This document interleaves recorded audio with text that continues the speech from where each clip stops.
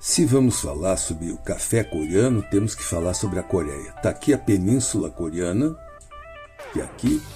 Aqui do lado nós temos o Japão, essas ilhas japonesas, e aqui nós temos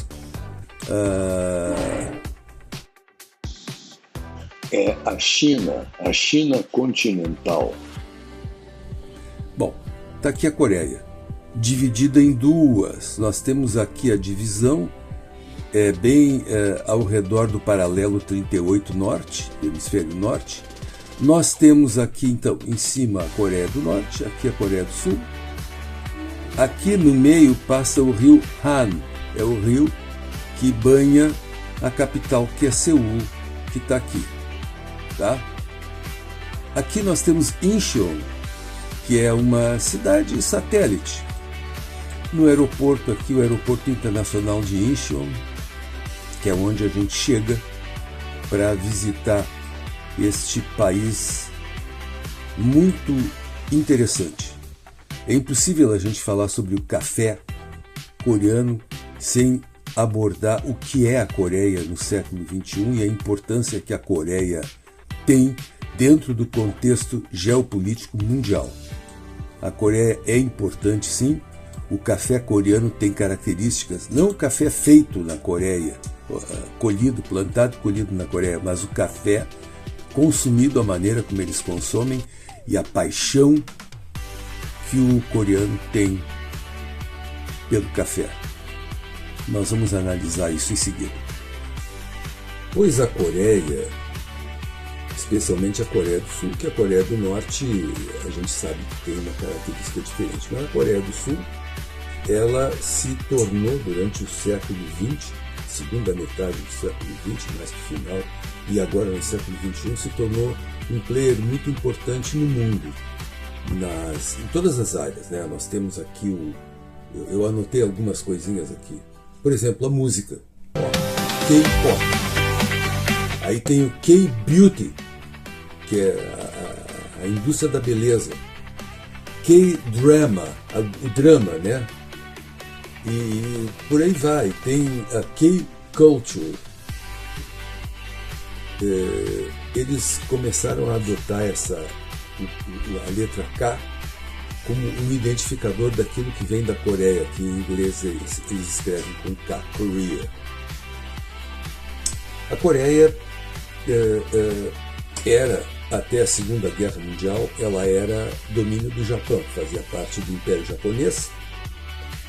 E quando o Japão e os países do eixo perderam a Segunda Guerra, a Coreia foi dividida em duas. A Coreia do Norte, sob domínio soviético, cultural, né? E a Coreia do Sul, capitalista. A Coreia do Norte comunista, a Coreia do Sul como até hoje eles estão. Só que no ano de 1950, e o velho aqui conhece um pouco disso porque sempre teve muito jornal e revista em casa.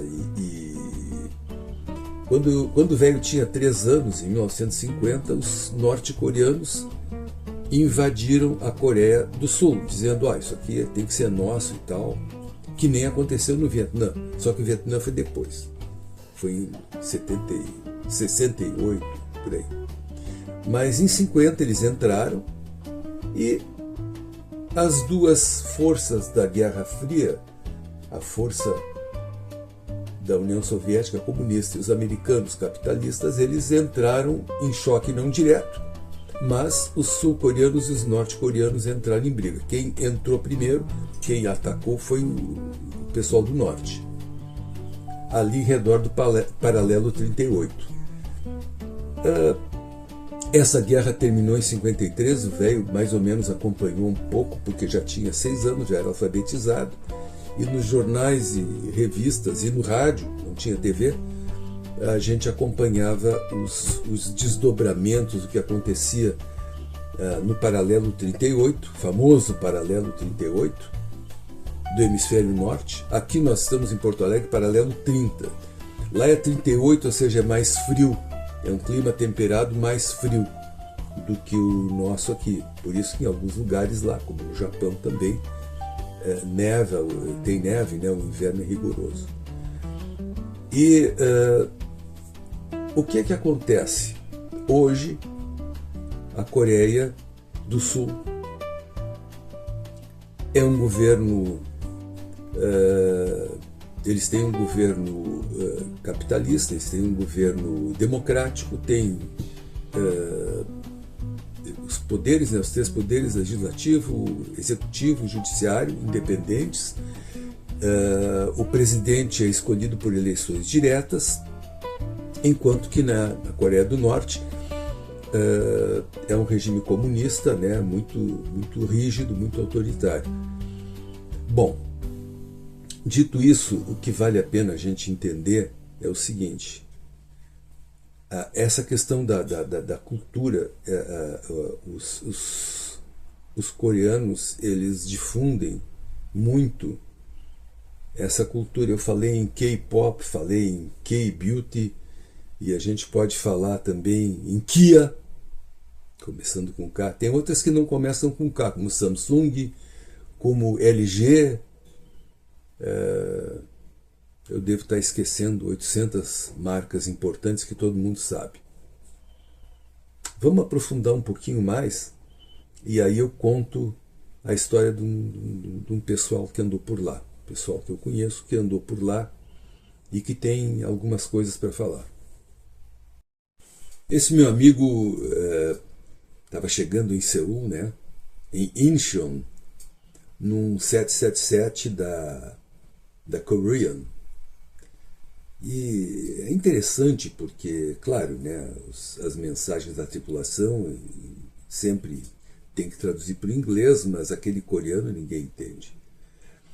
E aí abre o trem de pouso, ele entra na final, vem pelo sul, né? Pegar, eu não sei qual é a pista que normalmente eles, de acordo com o sentido do vento, mas ele já disse que já sentiu frio na barriga porque, sei lá, começaram a passar algumas paisagens daquela região ali, da costa de Seul. Ele já sentiu aquele frio na barriga. O aeroporto, bom, começa assim, né? Demora para taxiar, porque o aeroporto é imenso, né? Tem várias pistas de táxi, tem aquela complexidade toda aeroportuária. No fim, desembarca e tal. O aeroporto maravilhoso, moderno. Vamos ver se eu boto umas imagens aí do aeroporto de Incheon. E depois, desembaraçaram, fizeram imigração, pegaram o trem Arex.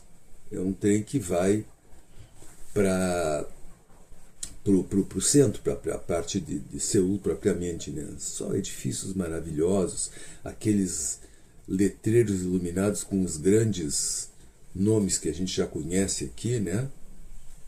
E aí ele ia procurar um amigo que mora lá, que mora num determinado bairro. Ele não se deu conta na hora, ele pegou o endereço e tal, pegou um metrô para ir para lá e desceu na estação lá, estação de Guri. Como assim? Guri? O nome daquela região, daquele não é um distrito, parece que é uma cidadezinha satélite, assim como Incheon, só que do outro lado. É Guri. E eles pronunciam mais ou menos assim, Guri. E mal ele saiu, já passou lá na frente de um café Guri. Mas que isso? Então ele foi, aí chegou na casa do amigo, o amigo explicou: não, realmente é o nome dessa região aqui, isso não tem nada a ver com o termo guri do gauchês, né, que é menino. Não, aqui Guri é esse lugar aqui.